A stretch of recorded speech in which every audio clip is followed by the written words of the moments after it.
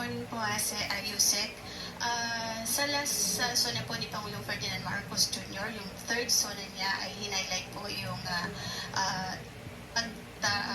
paggamit po ng gobyerno sa food security po ng Pilipinas. At ngayon po ilang buwan na lang malapit na ulit yung kanyang sona.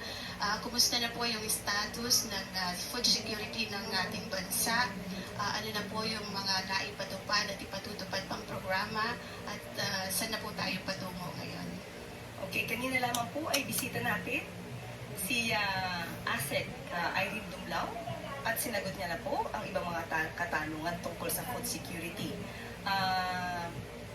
Hanggang doon lamang po ang aking masasagot dahil nasagot niya na po kanina ibang mga programa patungkol po dito.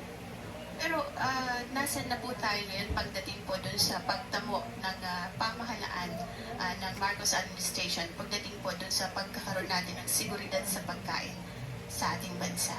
Nakita niyo naman po kung ano pong sinabi ng ating ASEC from the DSWD. Nagagampanan po yan at nagkakaroon po ng traction dahil sinabi po niya noong nakaraang buwan lamang ay maganda po naman ang naging resulta.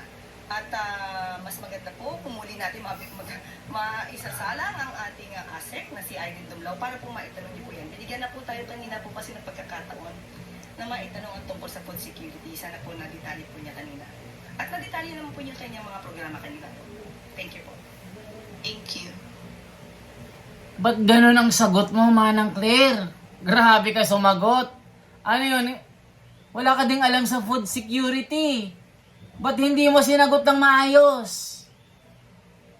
Tignan nyo yung mga tanong ng mga reporter. Puro pabango. Net 25 ang inaabangan ng taong bayan kung paano magtanong ito, mga kababayan. Tignan nyo. Walang maayos na sagot. Walang maayos at proper na kung anong gagawin sa food security. Anong masasabi nyo? Wala. Lugaw ang utak. Mga kababayan at mga mahal kong mga taga-subaybay, magandang umaga sa inyong lahat. Ngayon po ang ating bibigyan na naman ng reaksyon itong naganap na press con ng Palasyo. Itong si Manang Claire, mga kababayan, talagang inabangan po ng Net 25. At talagang hinanapan ito ng resibo, mga kababayan. Hindi na makasagot-sagot. Matindi ito, mga kababayan. Baka isang araw ito, mga kababayan, mag-resign na lang dahil nahihirapan ng sumagot sa mga tanong. Pakinggan po natin, mga kababayan, ano ba ang mga resibo na hinahanap ng reporter? Dahil mapapansin nyo po sa mga reporter na mga nagtatanong, tila takot na takot magtanong. Puro magagandang tanong. Ang mga tinatanong na walang kakwenta-kwenta, mga kababayan. Pero ang Net 25, bukod tangi na reporter na may yagbols, merong prinsipyo at merong katwiran pag nagtanong.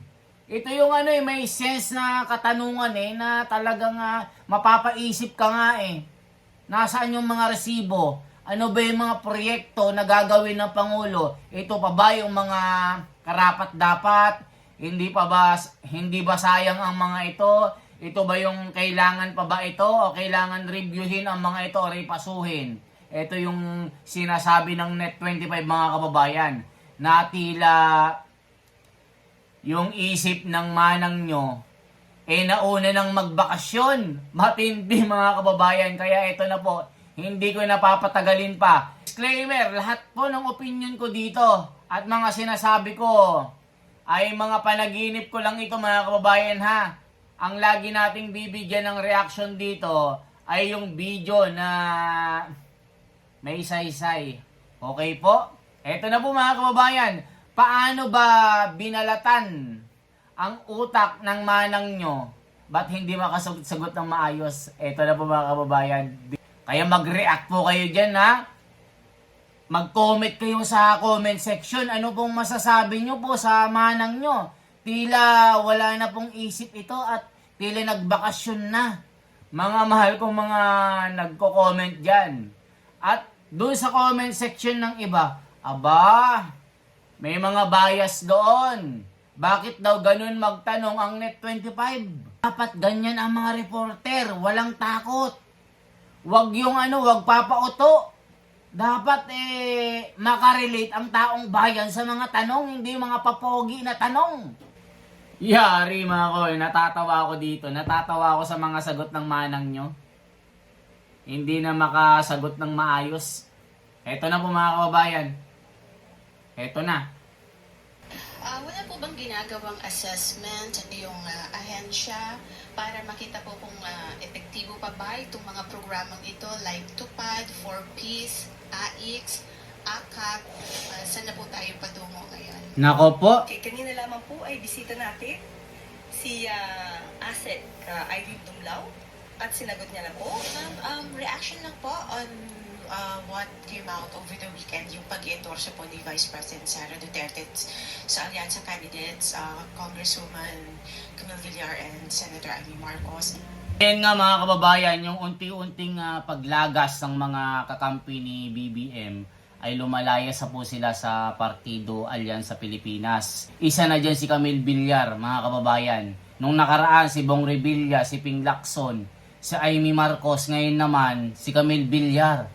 Talagang umaalis na sila kasi ramdam nila na pabagsak na po itong partido ng Pangulo. Talagang lumalagapak na po mga kababayan at umaangat dito yung PDP.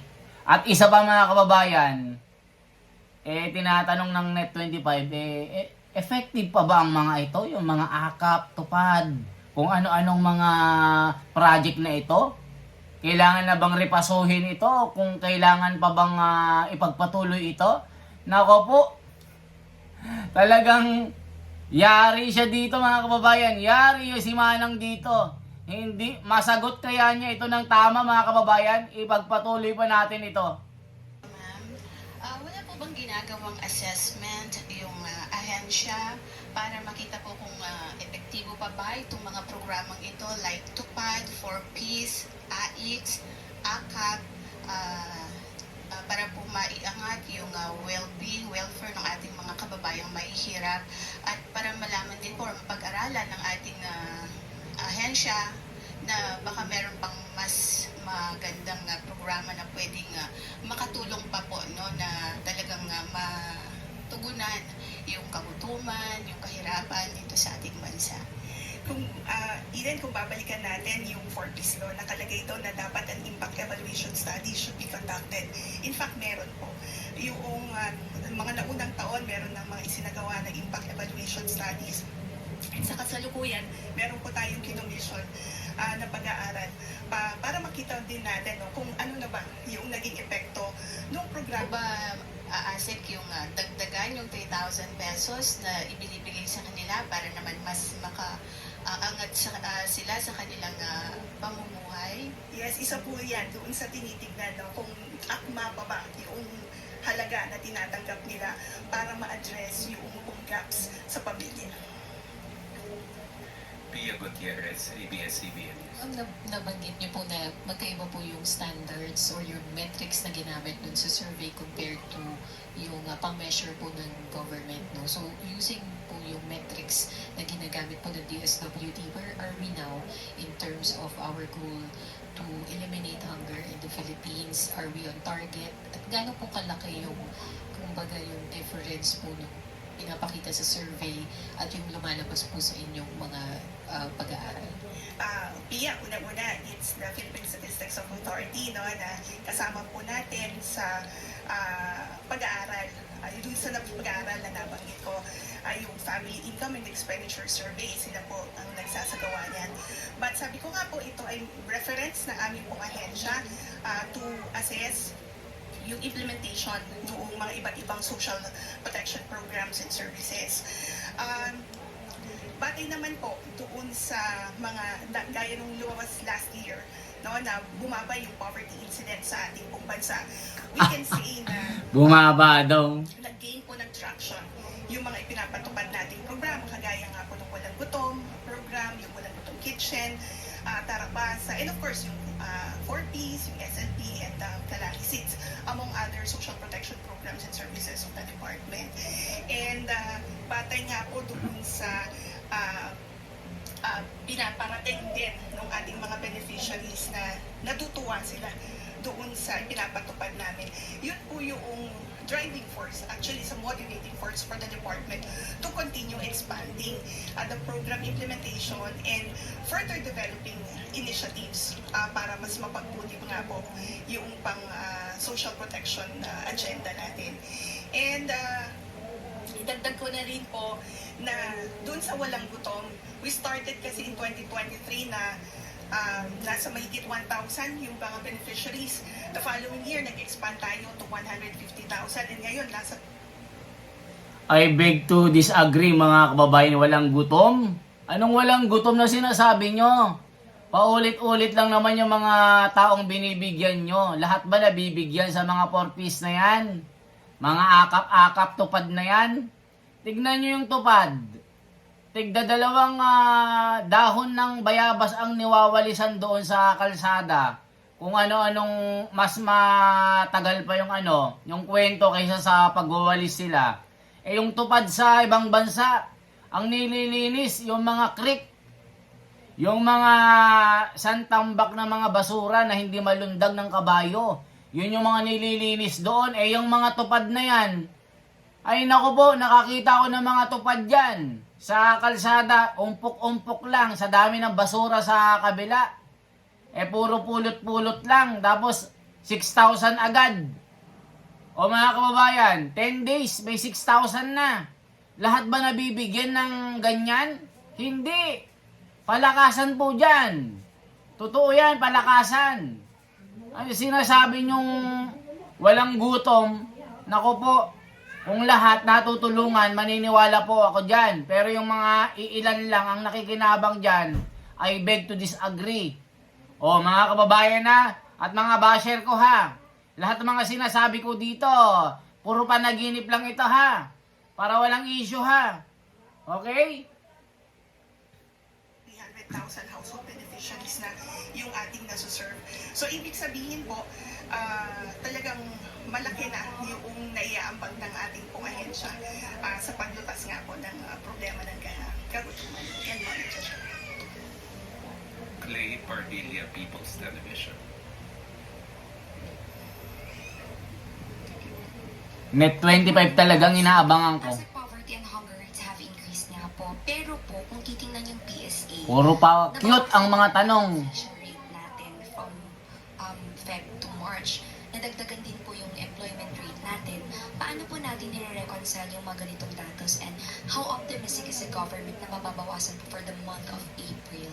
Now, in terms of optimism, optimistic po tayo na mas mag-i-improve pa po yung condition nung in terms of improving yung or reducing poverty incidents in our country and reducing hunger incidents as well.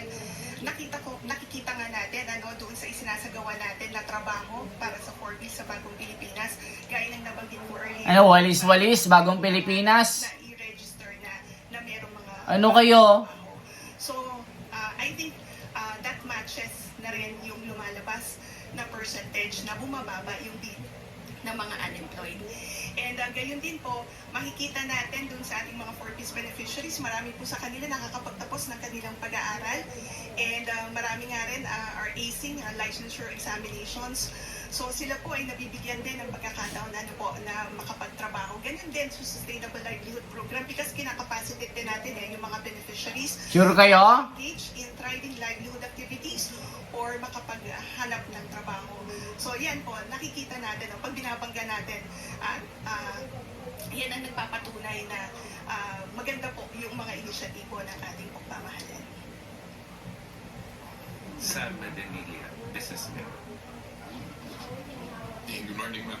Kanina po na-mention po nila na parang may recommendation sa DSWD na parang expand yung program sa Northern Manila.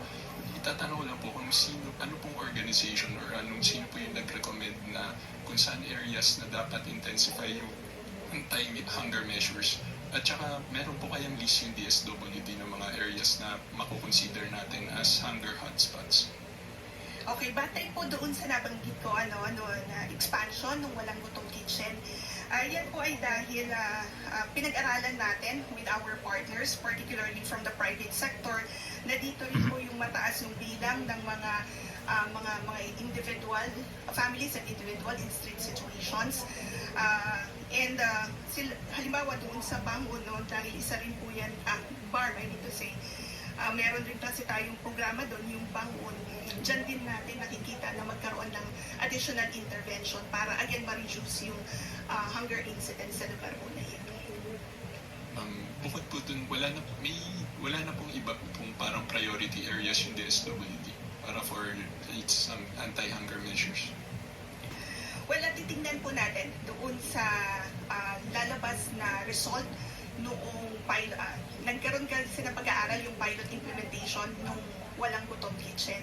So we're expecting na ma-finalize po iyan itong buwan ng Abril. Kung ano pa yung karagdagang mga rekomendasyon, yun po yung ating pong i-consider doon sa skill lab nito. Last na lang po, mention po nila kanina na pinag-aaralan na itaas yung 3,000 pesos dun sa Pantawid. Ay, walang gutom. Nako po! Ano po yung amount na kinoconsider ng DSWD at saka saan factors po yung i-consider para increase po yung amount ng 3,000? Ayuda na naman! Pinag-aaralan ng ating pong partners na nagsasagawa ng pag-aaral. Hindi lamang po yung amount but then also the frequency of distributing the... Dagdag ayuda na naman ito, mga kababayan. Push na amount. Wala pa kasi in each area may halaga po, no, na pinag-aaralan. So hintayin po natin na lumabas yung study. Hindi po ma'am.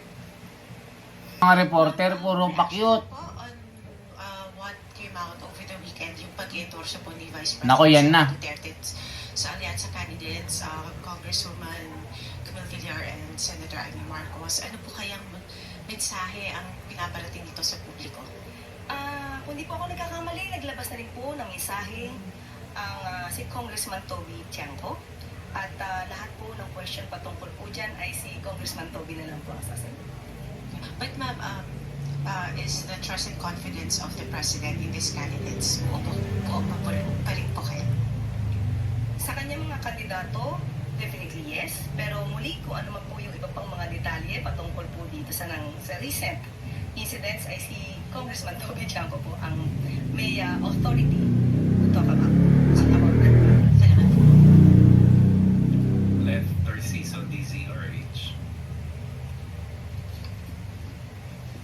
You said, may we know what are the President's plans for the Holy Week? Naitanong po natin at siya po ay makakasama niya po ang kanyang pamilya. He will spend his time with his family. At ang mga detalye po ay hindi ko na po maibibigay. Yun lang po. Hindi po sinabi kung saan. Hindi po sinabi sa amin kung saan. At kailan po mag-start yung... Opo, basta he will be spending his time during this Holy Week.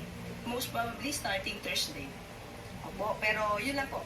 Itong Holy Week na po ay bibigyan niya po naman ng oras ang kanyang pamilya para po sila magkasama-sama. Dahil sa sobrang busy ng ating Pangulo sa kanyang mga activities. So yan po. Follow up to that, Tuesday new DZWB. Hi ma'am, so ibig sabihin po ma'am, from today until Wednesday may i-expect pa kaming mga activities ni Presidente Meron pa po. outside of the palace. Sa aking pagkakaalam, meron din pong magaganap dito sa palasyo. Pero mga meetings lang po. So, i-include po natin yung mga meetings. Thank you ma'am. Eden Santos Network. Ayan na inaantay ko. Yan inaantay ko. Good morning po, si Alice. Nanginginig na. Sa last sona po ni Pangulong Ferdinand Marcos Jr., yung third sona niya ay hinighlight po yung pagkamit po ng Pansin nyo mga kababayan, ganito ang mga tanong. Ganito yung mga inaabangan ng taong bayan na tanong, hindi mga pakyut. Napansin nyo yung mga reporter na mga tanong na walang kwenta. Itong Net 25, ang inaabangan ng taong bayan, mga kababayan, bakit kanyo? Pakinggan natin, napaka-solid. Merong rekado. Hindi yung saang bakasyon ng Pangulo. Hindi yun ang inaantay ng taong bayan. Saan magbabakasyon ng pamilya? Ay, nako po. Ang inaantay ng taong bayan, yung mga ganitong tanong para meron tayong mapulot na mga ano na bang improvement ng mga proyektong ito. Ulitin natin mga kababayan kasi dito, yung utak ng manang nyo, magbabakasyon agad. Tignan nyo mga kababayan, hirap man na sumagot ito. Good morning po, Yusek. Sa last sona po ni Pangulong Ferdinand Marcos Jr., yung third sona niya ay hinighlight po yung paggamit po ng gobyerno sa food security po ng Pilipinas. At ngayon po lang po nilang malapit na ulit yung kanyang SONA. Kumusta na po yung status ng food security ng ating bansa? Ano na po yung mga naipatupad at ipatutupad pang programa? At saan na po tayo patungo ngayon? Okay, kanina lamang po ay bisita natin si ASEC Irene Dumlao at sinagot niya na po ang ibang mga katanungan tungkol sa food security. Hanggang doon lamang po ang aking masasagot dahil nasagot niya na po kanina ibang mga programa patungkol po dito. Pero nasan na po tayo ngayon pagdating po doon sa pagtamo ng pamahalaan ng Marcos administration, pagdating po doon sa pagkakaroon natin ng seguridad sa pagkain sa ating bansa? Nakita niyo naman po kung ano pong sinabi ng ating ASEC from the DSWD. Nagagampanan po yan at nagkakaroon po ng traction dahil sinabi po niya noong nakaraang buwan lamang ay maganda po naman ang naging resulta. At mas maganda po kung muli natin maisasalang ang ating ASEC na si Irene Dumlao para po maitanong niyo po yan. Binigyan na po tayo kanina po kasi ng pagkakataon na maitanong ang tungkol sa food security. Sana po nadetali po niya kanina. At nadetali naman po niya kanyang mga programa kanina. Thank you po. Thank you. Ba't ganun ang sagot mo, Manang Claire? Grabe ka sumagot. Ano yun? Wala ka ding alam sa food security. Ba't hindi mo sinagot ng maayos? Tignan nyo yung mga tanong ng mga reporter. Puro pabango. Net 25 ang inaabangan ng taong bayan kung paano magtanong ito, mga kababayan. Tignan nyo. Walang maayos na sagot. Walang maayos at proper na kung anong gagawin sa food security. Anong masasabi nyo? Wala. Lugaw ang utak. Lugaw na lugaw, nagbakasyon na, nagmamadali. Gusto nang mag-swimming, gusto nang makalanghap ng dagat. Nag-swimming na ang utak, mga kababayan. Dapat pag kayo mga tagapagsalita ng palasyo, ayusin nyo mga sagot nyo. Tignan nyo, hinahanapan kayo ng resibo, di nyo masagot-sagot. Diba? Ganyan ang mga tanong dapat para malaman natin kung may ginagawa talaga, may mga project talaga. Nasaan yung mga resibo? Ano nang palagay mo? Nasaan na? Ipakita mo. Ikwento mo kung anong nangyari. Nasaan na ba tayo? Dapat ganon. Hindi kung ano-anong mga tanong nyo, saan nagbakasyon si Juana, saan nagbakasyon si Cordapia, anong balak nila ngayong bakasyon, mga walang kwentang mga tanong. Nakakabwisit ng mga tanong. Gayahin nyo ang Net 25. Kasi, diyan po malalaman talaga kung talagang may mga project na magaganda. Okay po? Sa mga basher ko ha, yan ang aabangan nyo, Net 25. Dahil may saysay at may laman ito.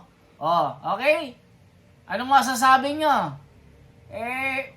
Mukhang gustong tapusin agad yung sagot Wala man lang masabi na maganda Natatakot na sa Net 25 mga kababayan. Takot na takot si Manang Claring dito sa Net 25. Kasi ang hihirap ng mga tanong.